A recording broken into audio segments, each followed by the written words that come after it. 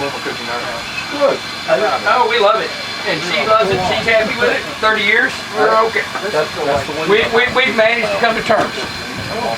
I've set my husband up with a few things that he likes to cook. But that man, he gets cold sweats cooking. He's scared of screwing something up. So I'm like, okay, that's fine. I like cooking. I hate fixing things. Like the hallway's looking funky. Go fix it. We go the gravy in there, soak it up. We got to boil the gravy first before it comes over. When I did half the volume, it was easier.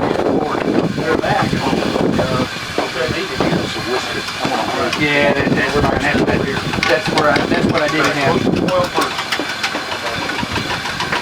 I've not seen anything come up when you're whisking. I know. I've just seen it maybe clumps start making bubbles. My problem is that I don't have my progressive glasses on, so I'm like, everything from here is just a blur. But I want to be sure there's not. Is your Worcestershire sauce about to smell? No.